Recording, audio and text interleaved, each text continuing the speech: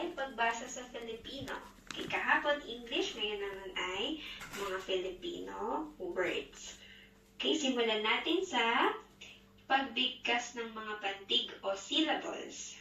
Okay, mga syllables ay pinagsamang dalawang titik na nagbubuo ng tunog. Okay, katulad ng basahin natin, DeAndre.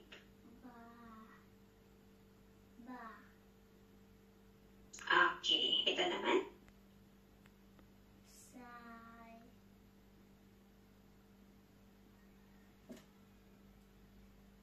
Tama. Ito.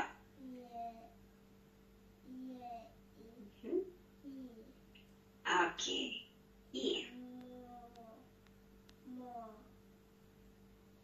Okay. At? Ayan. Okay, clapping hands para sa'yo, DeAndre. Okay, ngayon naman, magpapakita ako ng larawan o picture. Tapos, subukan natin pangalanan, name the picture, and then, say the beginning letter. Okay? Anong tawag natin dito, DeAndre? Ito ay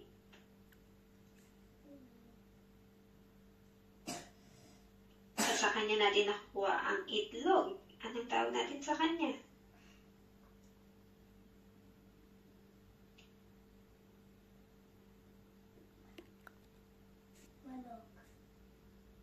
Manok. At nagsisimula sa anong titik?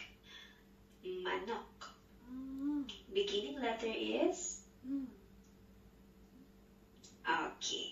Ito naman. Anong tawag natin dito? Banana sa English, sa Filipino ay?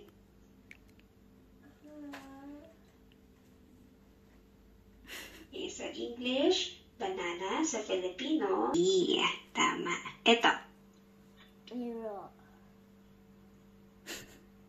Ito ay aso. At nagsisimula ito sa anong letter? Water.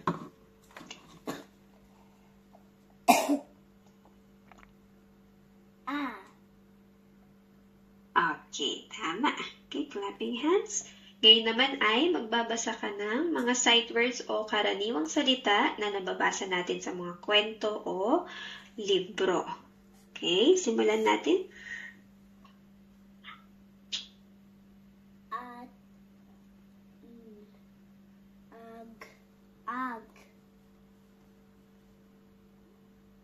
Ito ay?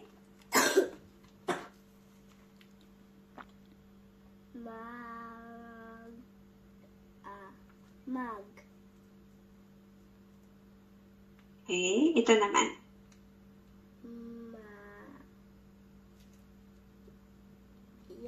Maya. Okay, ito ay may. Okay, ito.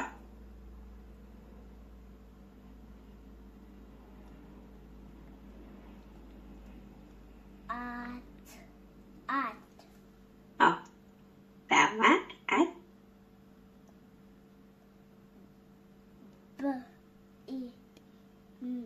Bin.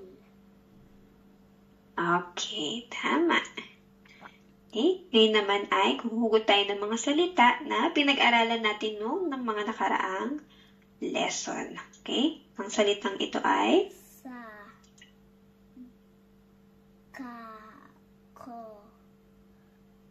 Okay. Ito.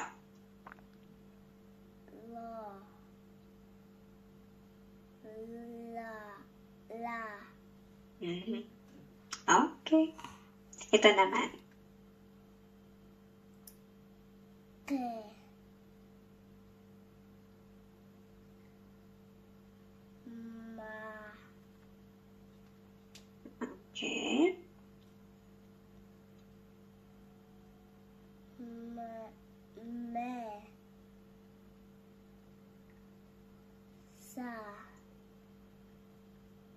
Okay.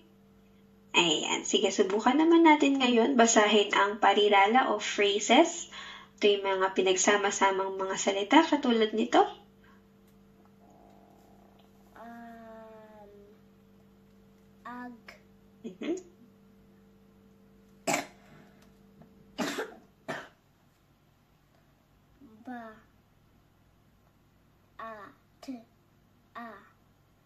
Bat.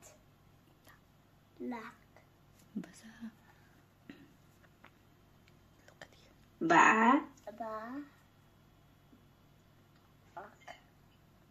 Baak. Bata. Bata. Bata. Okay. Sige, sunod. La.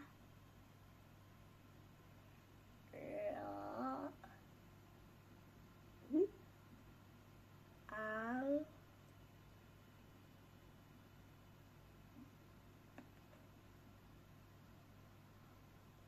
Mag.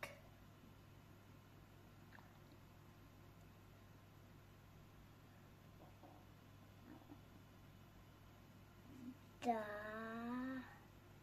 Ba. Ta. Maglaro ang bata. Ang mga bata. Ang Okay. mga bata. Ayan. Okay. Natapos na ni Leandre ang ating pre-assessment sa Filipino. At ikaw ay mahusay.